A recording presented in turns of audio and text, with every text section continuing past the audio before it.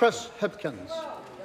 Mr Speaker, I've been listening to the government members opposite speaking on this bill, and I have yet to hear any of them put forward a real justification with any evidence for why this bill is necessary or for why that there will be any advantage to privatising our prisons. I've yet to hear them put anything forward, no compelling justification, because international evidence suggests there isn't any, and in fact this bill will do the opposite of what they claim it will do.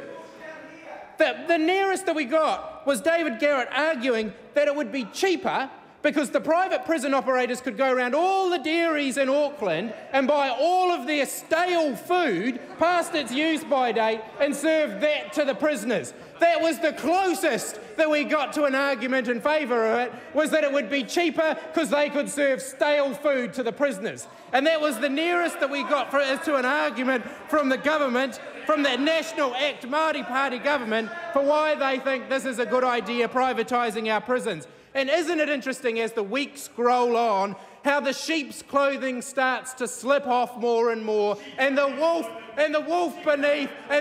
beneath is revealed, because this is yet another bullet in the National Party's gun and their assault on our public services. It's another brick in the road towards privatisation, which we know in their heart of hearts the National Party really support. They really support. Now, last year, the National Party travelled the length and breadth of the country and said, if you vote for a change of government, not much is really going to change. Not much is really going to change. There'll be some new faces, but not much else will change.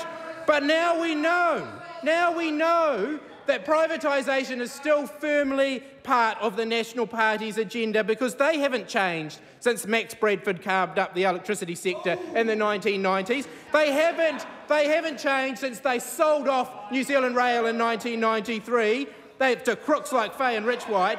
They haven't changed since they privatised the Wellington Airport, and now they want to privatise the prisons as well, because that's what national governments do. They privatise things. They don't call it privatising, though. They're calling this one the contract management of prison, the contract management of prisons. It's a little bit like saying about ACC, we're not going to privatise ACC, we're just going to open it up to competition, which effectively is the same thing. So they're being very tricky with words here, trying to deceive people into thinking that they're not privatising things, when that's exactly what they're doing, because the National Party is all about privatisation. And this National Act Māori Party government have no mandate to do that, because they went up and down the country last year and they said that they weren't going to privatise. Well, that's exactly what they're doing with this bill. They're privatising. Now, I can tell the House that my electorate of Rimutaka will have a keen interest in this as the home of the largest prison in the country. Now, I'm very proud, and I'm very proud to come from Rimutaka, but I can say that I have been very concerned. Sorry to interrupt the member. Interjections should be rare and reasonable. There's a lot of noise coming. I'd like to hear what the debater is having to say. Please continue. Thank you, Mr Speaker. Thank you, Mr Speaker.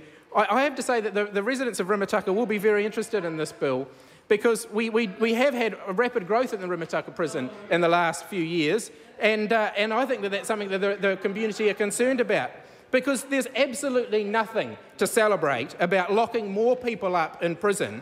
There is absolutely nothing to celebrate about building more prison beds, more prison cells, and locking more people up inside them. And there is nothing to celebrate about the idea of turning the incarceration of criminals into a profit-making venture for private businesses, which is exactly what this bill does.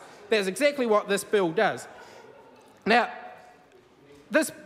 we know that the National Party is keen to start hocking off state assets. We know that what their agenda for this term of Parliament is, and as they promised everyone they weren't going to sell anything this term, we know that their agenda this term is to get it all ready so that they can hock it off next time if they got the chance.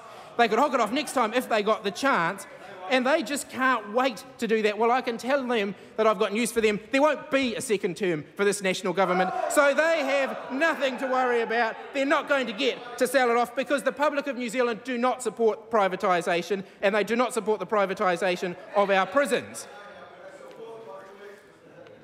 This bill is an integral part of the National Party's agenda to shrink the size of the state and therefore shrink away from ministerial responsibility. And we can see it coming already.